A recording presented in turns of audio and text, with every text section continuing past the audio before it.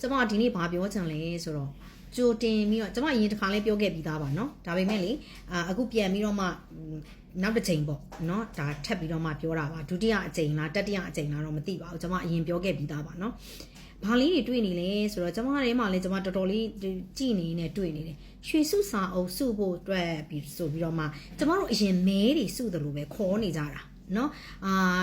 ်သူတို့ရဲ့စကားကတော့တရွေးပဲစုစုနှစ်ရွေးပဲစုစုသုံးပြစ်မဲ့အတူတူပတ်စံလေးတွေစုနဲ့ပတ်စံလေးတွေ9000တသိန်းသုံးပြစ်မဲ့အတူတူဒီမှာစုလို့ရတယ်ရွှေစုစာအောင်လေးလှုပ်ထားပေးမယ်ဆိုပြီးတော့မှဒီလိုမျိုးလေးတွေဒါရက်ွက်ထဲလေးတွေမှာဒီလိုလေးတွေနဲ့လှုပ်ပြီးတော့မှ post လေးတွေတင်ပြီးတော့မှခေါ်နေကြတာလေးတွေတွေ့တယ်နော်ဆိုတော့ခေါ်နေကြတာလေးတွေ့တဲ့ခါကျတော့ကျမပြောပြချင်တယ်အဲ့ဒီအတွက်ကိုကျမအမြဲတမ်းပြောပါတယ်ကျမရဲ့ပြောဆိုချက်တွေဟာလူတစုကကျမကိုမုန်းပါမယ်လို့ကျမပြောပြီးသားဒါပေမဲ့အဲ့ဒီမုန်းတာတွေကိုဂယုမဆိုင်ဖဲနဲ့မကြောက်ဖဲနဲ့ပြောတာဒီအများကောင်းစေချင်လို့ပြောတာပါနော်ဆိုတော့ကျမအတွက်ဒီစကားတွေမပြောလဲကျမကဘာမှမဖြစ်ဘူးဒီစကားတွေပြောရင်ဘာဖြစ်လဲဆိုတော့ကျမကိုလူမုန်းများတာပေါ့နော်မုန်းတဲ့လူရှိတာပေါ့ဒီစကားတွေမပြောရင်ရောကျမကဘာဖြစ်လဲဆိုဘာမှမဖြစ်ဘူးနော်ပြောရင်ရောကျမကိုဘယ်သူကဘာဖြစ်လဲဆိုတော့ဘာမှမဖြစ်ဘူးနော်ဘာအကျိုးမှမရှိဘူးဒါပေမဲ့ကျမစကားကိုနားထောင်လိုက်ရတဲ့သူတွေကတော့အကျိုးရှိသွားမယ်အဲ့တော့မုန်းရင်မုန်းလို့ရပါတယ်နော်မုန်းရင်မုန်းလို့ရပါတယ်မုန်းမှာလွတ်လွတ်လပ်လပ်မုန်းလို့ရတယ်နော်ဆိုတော့ဘာဖြစ်တယ်လဲဆိုတော့အဲ့ရွှေစုစာအုပ်ကလေးတွေအဲ့တော့အရင်တော့ကကျမတို့မဲတွေဆိုပြီးမဲတွေစုကြတယ်အဲ့တော့ဘသူတွေအများဆုံးဆိုအမျိုးသမီးတွေပေါ့ရက်ွက်ထရအမျိုးသမီးတွေเนาะမဲတွေစုကြတယ်မဲတွေစုကြပြီးကျမတောင်ပါပါတယ်ဘာဖြစ်လို့ရင်းနှီးတဲ့သူတွေလေမပါပြီးပါအောင်ဆိုအဲ့လိုတွေပြောသူတို့ရဲ့ဟာတွေကလည်းကိုလည်းနားမလဲသိလားဟာဘလို့တွေလေးလံမဲတွေရောဘလို့စုမဲတွေရောဘာအများကျမနားမလဲကျမကတော့ပုံကိုကြီးအရာပဲလူနဲ့ပဲပေါ့ကိုနဲ့ရင်းနှီးနေတယ်ဟာကိုလည်းပါပေးပါအောင်အားဖြည့်ပေးပါအောင်ဘာညာဆိုဘလို့ပဲဖြစ်ကိုကတော့ငွေလိုတဲ့သူမဟုတ်ဘူးငွေလိုတဲ့သူမဟုတ်တဲ့ဟာဖြစ်တဲ့အတွက်ကြောင့်မို့ကျမကတော့ပတ်စံမယူဘူးရတယ်ကျမကိုပတ်စံမဖြစ်နဲ့မပေးနဲ့ကျမနောက်ဆုံးကြမှာပဲယူမယ်ထုတ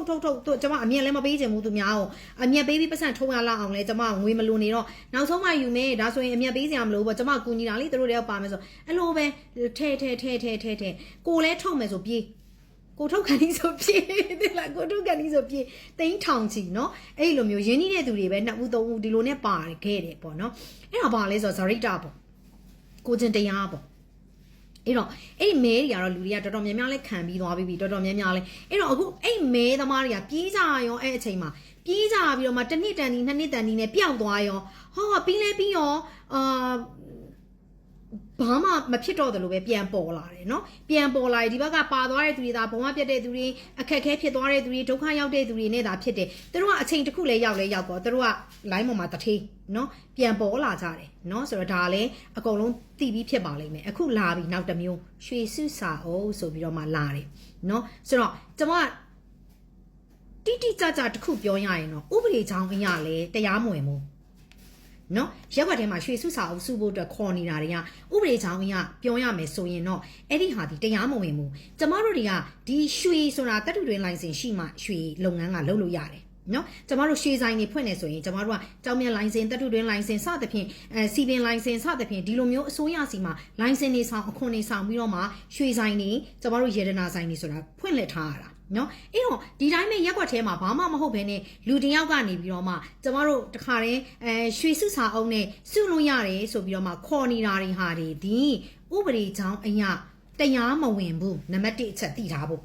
ဥပဒေကြောင်းအရာတရားမဝင်ဘူးဒါဆိုရင်အဲ့ဒီလိုစုတဲ့သူတွေဟာတကယ်လို့ something wrong ဖြစ်လာရင်ဥပဒေရဲ့အကာအကွယ်ကိုမရနိုင်ဘူးဟုတ်ပြီနော်ဆိုတော့အဲ့တော့ကျမတို့ဒါဆိုရင်စိုင်နေရရောဆိုတော့စိုင်နေကသူကနှစ်ရှည်လာများစိုင်နဲ့ကနားနဲ့ဖွင့်ထားတာဖြစ်တဲ့အတွက်ကြောင့်မလို့ကျမတို့စိုင်ကြီးတွေကတော့တာဝန်ယူမှုတာဝန်ခံမှုနဲ့ရောနိုင်စားနိုင်တဲ့ဟာသူ့ရဲ့နာမည်ဂုဏ်သတင်းဆိုတဲ့ဟာရှိတယ်နောက်တစ်ခါသူဟာတရားဝင်အစိုးရမှာအခွန်ဆောင်ထားပြီးသားလုပ်ငန်းလိုင်စင်တွေရှိထားပြီးသားကျမတို့တရားဝင်လောက်တာဖြစ်တဲ့အတွက်ကြောင့်မလို့ဒါကိုတော့ကျမကတီးစားအနေနဲ့မပြောလို့ဘူးနော်ဆိုတော့အဲ့လိုမျိုးပြောရင်လည်းပတ်စံရှိတဲ့သူဘက်ကပါတယ်ပတ်စံမရှိတဲ့သူဘက်ကပါတယ်နဲ့လာမပြောနဲ့ဒါဥပဒေကြောင်းအရာနဲ့ကျမကတရားဝင်မှုတရားမဝင်မှုပြောပြတာနော်ငွေရှိတဲ့သူပဲငွေရှိတဲ့မလူဘက်လို့မဟုတ်ဘူးအဲ့တော့ဒီလုပ်ငန်းကြီးတွေကစိုင်ကြီးတွေကလုပ်တယ်ဆိုရင်ကျမတို့ကဒါနှစ်ရှည်လာများထူထောင်ထားရဲ့သူ့ရဲ့ brand image ကိုသူတို့လွယ်ကူကူနဲ့မချိုးဖောက်ဘူးဒီအတွက်ကျမတို့ကယုံကြည်လို့ရလောက်တဲ့အနေအထားမှာရှိတယ်။ Okay ဒါဆိုရင်ကျမတို့ရက်ွက်ထဲကိုပြန်ဆင်းမယ်။ရက်ွက်ထဲကနေရွှေစုစာအုပ်ဆိုပြီးတော့မှကျမတို့လုပ်နေတဲ့သူတွေ ဘယ်မှာလဲအာမခံချက်တခုခု something wrong ဖြစ်ရင်ဘယ်မှာလဲအယောအစားဟုတ်တယ်နော်ဆိုတော့ရွှေစုလို့ရတယ် hot pot စားမဲ့တူတူရွှေ9000မိုးလာစုလိုက်တရွေးလာစုလိုက်2ရွေးလာစုလိုက်3ရွေးလာစုလိုက်ဆိုပြီးတော့မှဒီလိုပဲဟုတ်ပြီကျမတို့က9000စုမယ်3သိန်းစုမယ်2သိန်းစုမယ်3သိန်းစုမယ်နော်ရွှေတရွေးကနေစုရင်နဲ့ကဲတစ်နှစ်ပြည့်သွားပြီသူ့စီမှာကျမတို့ကရွှေ3-4ချက်သားဖြစ်သွားပါပြီတဲ့ကျမတို့ရွှေမယူထားသေးဘူးကိုပတ်စံပဲပေးထားတာလေ तू ကဒီပတ်စံကိုရွှေဝယ်ထားခြင်းလဲဝယ်ထားမယ် तू another business လုပ်ချင်လဲလုပ်မယ် तू တခုခုလုပ်ချင်လဲလုပ်မယ် okay အဲ့ဒီအချိန်မှာကျမတို့ကကိုရွှေယူတော့မယ်ပေးတော့ငါရွှေပေးတော့ဆိုတော့မပေးနိုင်သေးဘူးဆိုရင်ဘာနဲ့တောင်းပါလဲဘယ်လိုတောင်းပါလဲဟုတ်လားကိုပတ်စံကိုသူများကိုအပ်ထားရတဲ့ကိစ္စအဲ့ဒီအတွက်ဘာမှအကာအကွယ်မရနိုင်ဘူးအဲ့တော့ရက်ွက်သေးတွေမှာရွှေစုစာအုပ်ဆိုပြီးတော့မှလုံနေတာတွေခက်စိတ်တွေတွေ့လာရတယ်ဟိုခုနကစုမဲကိစ္စလိုပဲအချိန်တန်ရင်ပြီးသွားရင်မိမိမစားရမတောက်ရချွေးနှဲစာတွေအလဟတ်တပါမယ်ဟုတ်ပြီလားစုကြမလားစုချင်ကိုယ့်အိမ်မှာစုပုံးလုပ်ထားလိုက်9000ရွှေတရွေးစာစုမယ်မလားအဲ့9000စုပုံးထဲကိုထည့်လိုက်တသိန်းလားတသိန်းစုပုံးထဲကိုထည့်လိုက်2သိန်းစုကြလား2သိန်းစုပုံးထဲကိုထည့်လိုက်အဲ့ဒါကိုပစ္စည်းကိုလက်ထဲမှာမြင်ရတယ်နော်အဲ့တော့ဆိုင်ကြီးတွေကရွှေဆိုင်ကြီးတွေကရွှေစုစာအုပ်လို့လောက်တာနဲ့ရက်ွက်သေးဒီမှာပါရွှေစုစာအုပ်ဆိုတဲ့ကိစ္စပေါ်လာတယ်အဲ့တော့ကျမတို့တိုင်းပြည်မှာမှန်တာပြောရင်လူမုန်းတယ်เนาะကျမလည်းရွာပြင်ထွက်ရတော့မယ်ရွာပြင်မှာကျမလည်းအိမ်ကြီးအိမ်ကောင်းတစ်လုံးကောင်းတော့စောက်ထားမှရတော့မယ်ဘယ်သူတွေဖော်လိုက်မလဲရွာတယ်ဖို့เนาะဆိုတော့လေအဲ့တော့ဒီစုမဲတွေ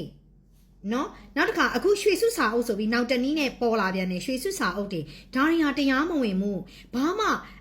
လိုင်စင်လည်းမရှိဘူးနောက်တစ်ခါအပေါင်ခံနေဆိုရင်တော့မှလေကျမတို့ကဥပဒေတွေကိုသိဖို့လိုအပ်တယ်ကျမတို့အပေါင်ခံနေမဟုတ်လားကျမတို့ကအခုရေဒနာဆိုင်ပေါ့အခုကျမတို့ကနေတဲ့အိမ်ပေါ့ရေဒနာဆိုင်ပေါ့နော်အပေါင်ခံနေပေါ့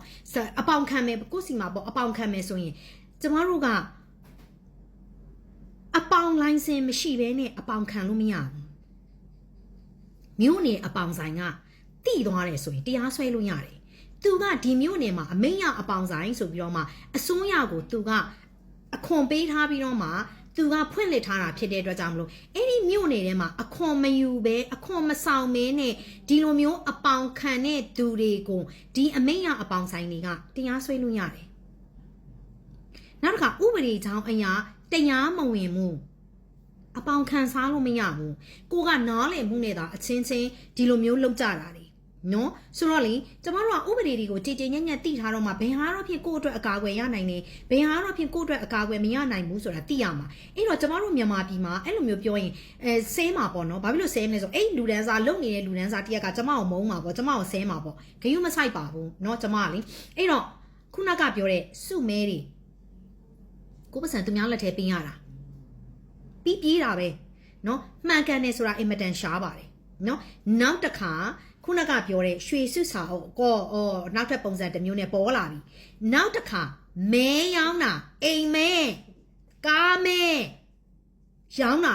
တရားမဝင်ပါဘူးเนาะအိမ်ကဘလောက်မဲတမဲကို3သိန်းနဲ့ရောင်းနေဘလုံးနောက်တစ်ခါကားမဲရောင်းနေချင်းနံပါတ်အတိုင်းမဲကားမဲရောင်းနေအဲ့တော့ချင်းတိုင်းကိုင်းတာပဲလေဟုတ်လား3လုံးကနန်းကပေါင်မဲဆိုပြီးတော့မှကားမဲတွေလုတ်တယ်မလား3သိန်းတို့2သိန်းတို့3သိန်းတို့ကျမတို့ချဲထိုးနှလုံးထိုးရင်တော့မှကိုက900ဘိုးထိုးခြင်းထိုးလို့ရသေးတယ်100ဘိုးထိုးခြင်းထိုးလို့ရသေးတယ်နော်1000ဘိုးထိုးခြင်းထိုးလို့ရသေးတယ်သူကချင်းနံပါတ်အတိုင်းပဲကားမဲတမဲကိုဝယ်လို့ရှိရင်3သိန်းလန်ခရူဇာကြီးအဲ့ဒါချင်းရောင်းစားတာပဲလေ